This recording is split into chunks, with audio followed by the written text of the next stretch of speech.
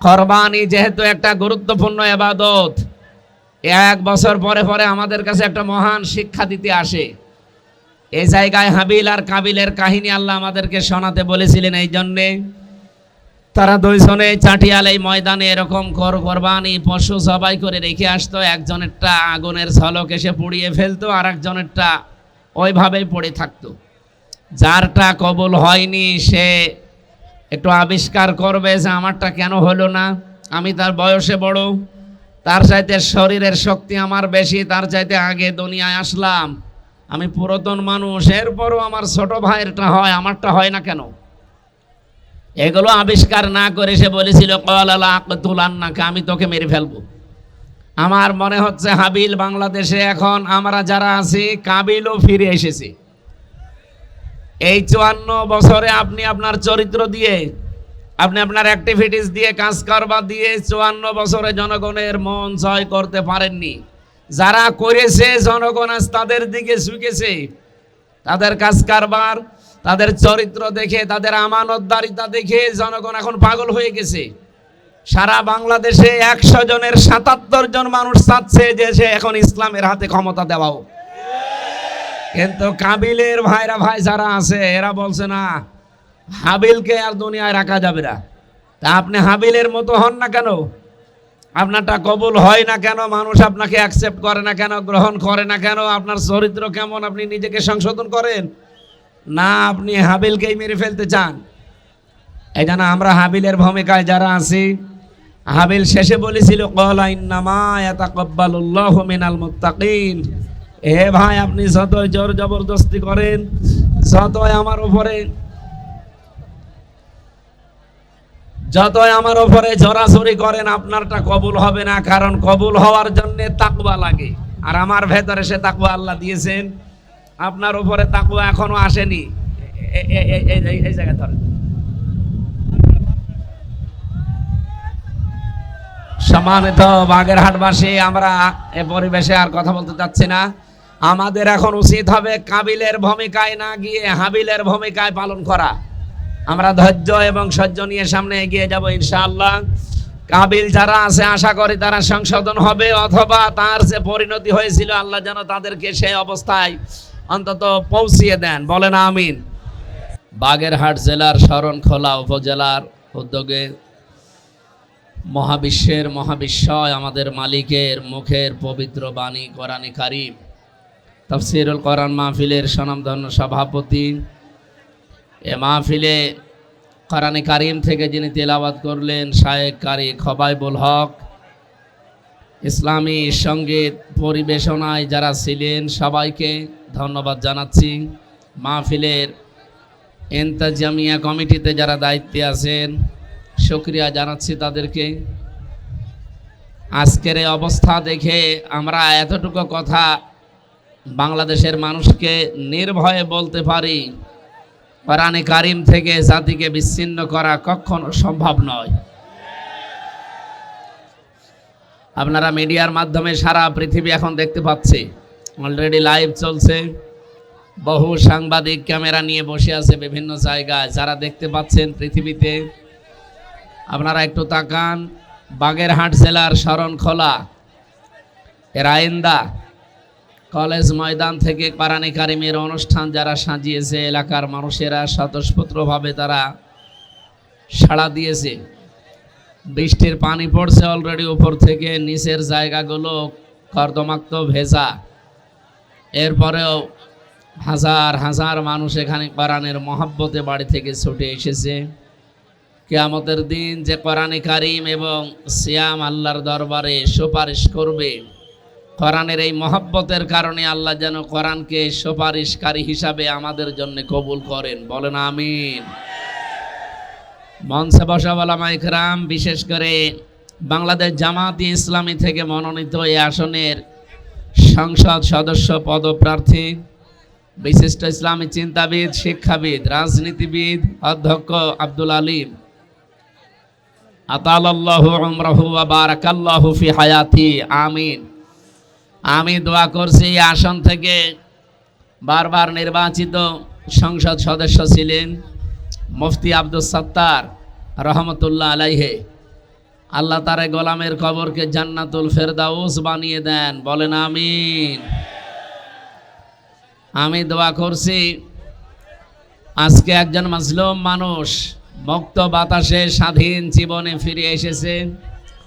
বাংলাদেশ জামাত ইসলামীর সহকারী secretary general জনাব এটিএম আজহারুল ইসলাম হাফিজাহুল্লাহ, আল্লাহ তার জীবনের গোলামের জীবনকে যেন দীর্ঘ হায়াত দিয়ে এবং সুস্বাস্থ্য কল্যাণ দিয়ে ভরপুর করে রাখেন। সকলে বলছি আমিন। বাংলাদেশ সহ বিশ্বে তাফসীরুল কোরআন মাহফিল এই শব্দটা যার মাধ্যমে আমরা পরিচয় পেয়েছি, আপনাদের পাশের জেলার সন্তান পিরোজপুরের শহীদ আল্লামা দেলাওয়ার হোসাইন সাইদি রহমতুল্লাহ আলাইহি আমার জেলখানার পার্টনার ছিলেন 3 বছর। আল্লাহর এ গোলাম আমার পাশের জেলে ছিলেন। রব্বুল আলামিন তাকেও যেন জান্নাতুল ফেরদাউসের সুউচ্চ মাকাম দান করেন। এ মাহফিলের বরেণ্য সদস্যদের জন্য আবার দোয়া করছি, এই কঠিন অবস্থায় যারা হাল ছাড়েননি, আগামীতে এই জমিনে আল্লাহ যাদেরকে পাঠিয়েছেন খেলাফতের দায়িত্ব দিয়ে, ইন্নী জাইলুন ফিল আরদি খলিফা, আল্লাহ আমাদেরকে জমিনে পাঠিয়েছেন খেলাফতের দায়িত্ব দিয়ে। আমরা মসজিদ, মাদ্রাসা, খানকা, মক্তব, দরবারের খলিফা শুধু হতে চাই না, আমরা হতে চাই জমিনের খলিফা। এই 54 বছর জমিন ফাঁকা ছিল, এই জন্য জালেমরা 180 মাইল বেগে চালিয়েছে।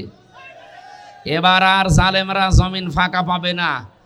আল্লাহর যত গোলাম আছে এই বাংলাদেশে, বিশেষ করে যারা খলিফা, আমরা আল্লাহর খলিফা বলে যারা দাবি করি, তাবা জীবন যতদিন আছে এই জমিনে আমরা টিকে থাকবো ইনশাআল্লাহ। এ মাহফিল সাকসেস, কারণ এটা রেকর্ড হচ্ছে অলরেডি। এই মেন কথাটা সারা পৃথিবীতে অলরেডি চলে গেছে। এবার বাংলাদেশে আর কোনো জালেমকে, কোনো মুনাফিককে এমনিতেই ছেড়ে দেওয়া হবে না। আমরা জমিনে আছি খলিফা হিসাবে ইনশাআল্লাহ। খেলাফতের দায়িত্ব পালন করা যেহেতু বড় কঠিন, আর আল্লাহ আমাদেরকে কোনো খানকায় খলিফা করে পাঠাননি, তাহলে বলতেন ইন্নী জাইলুন ফিল খানকা খলিফা, যে আমি খানকায় পাঠিয়েছি খলিফা, বলেননি। ইন্নী জাইলুন ফিল মাদারিসি খলিফা বলেননি। ইন্নী জাইলুন ফিল মাসাজিদি খলিফা বলেননি। আল্লাহ কোরআনে দিয়েছেন সূরা বাকারায়, ইন্নী জাইলুন ফিল আরদি খলিফা, আমি জমিনে খলিফা পাঠাতে চাই। সুতরাং আমরা যেহেতু এখন খেলাফতের দায়িত্ব ভাল সারা কাঁধে তুলে নিয়েছি, জীবনের এক বিন্দু রক্ত থাকা পর্যন্ত জমিন ছেড়ে আমরা যাব না ইনশাআল্লাহ। যারা যাবেন না তারা আল্লাহকে হাত দেখান তো, লিল্লাহে তাকবীর।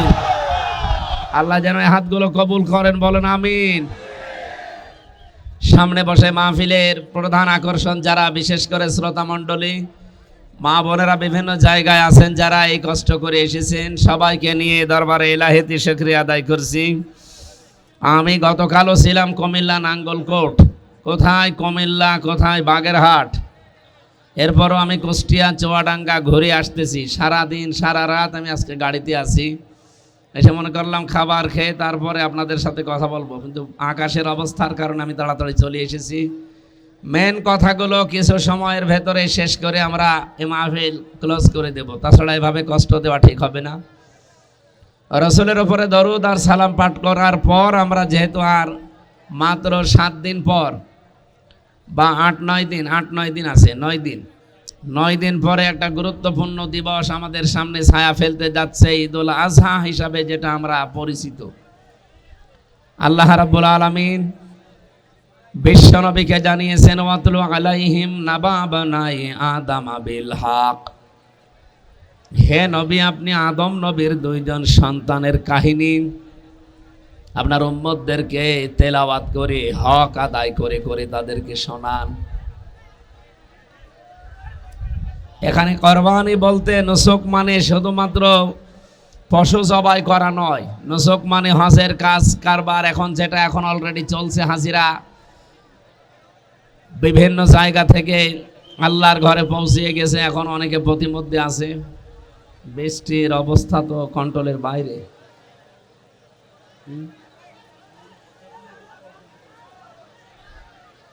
সম্মানিত বাগেরহাটবাসী, কোরবানি যেহেতু একটা গুরুত্বপূর্ণ ইবাদত, এক বছর পরে পরে আমাদের কাছে একটা মহান শিক্ষা দিতে আসে।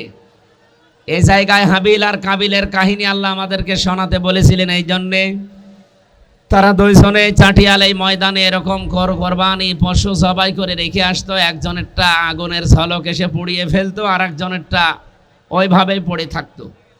যারটা কবুল হয়নি সে একটু আবিষ্কার করবে যে আমারটা কেন হলো না। আমি তার বয়সে বড়, তার চাইতে শরীরের শক্তি আমার বেশি, তার চাইতে আগে দুনিয়ায় আসলাম, আমি পুরাতন মানুষ, এরপরও আমার ছোট ভাইয়েরটা হয়, আমারটা হয় না কেন। এগুলো আবিষ্কার না করে সে বলেছিল আকতুলান্নাকা, আমি তোকে মেরে ফেলবো। আমার মনে হচ্ছে হাবিল বাংলাদেশে এখন আমরা যারা আছি, কাবিলও ফিরে এসেছে। এই 54 বছরে আপনি আপনার চরিত্র দিয়ে, আপনি আপনার অ্যাক্টিভিটিস দিয়ে, কাজ কারবার দিয়ে 54 বছরে জনগণের মন জয় করতে পারেননি।